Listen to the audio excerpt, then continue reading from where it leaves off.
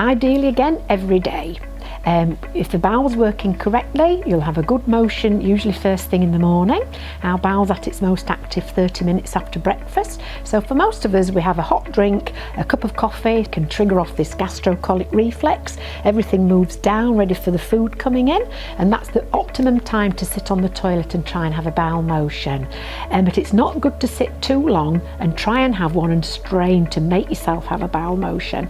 And sometimes people get popped on the toilet and left there for 30 minutes. You should never sit for longer than 10 minutes is the maximum time. Then take the person away, wait an hour and go back again. Because the longer we sit on the toilet, the pelvic floor muscles are bowing down into the toilet. That can stretch those muscles, and then people can end up having stress incontinence because they've sat straining on the toilet.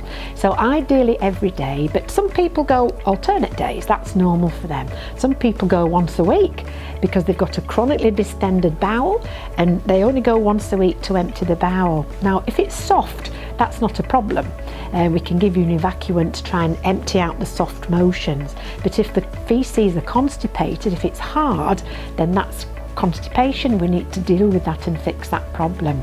So the best way to know what's normal is to refer to the Bristol stool chart.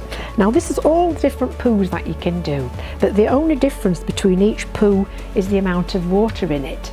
The longer it's in the bowel, the more water gets absorbed by the bowel and back into the bloodstream.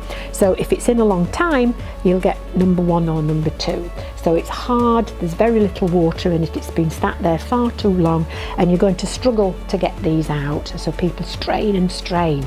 You have to watch, because if you ask people, are you constipated? They say, oh no, because I go every day.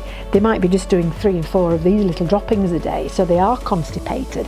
They're straining to pass hard motions. At the other end, if it's rushed through too quickly, the water's still in there, the bowel hasn't been able to take it out, so it comes through as loose, and that's when you can get fecal incontinence occurring. So we're aiming for the middle one.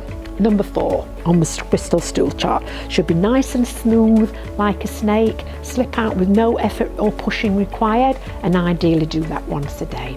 But most people do a 2 or a 3. If it's got lumps and knobbly bits on it, then it's dry and it's getting hard, and that's becoming constipated.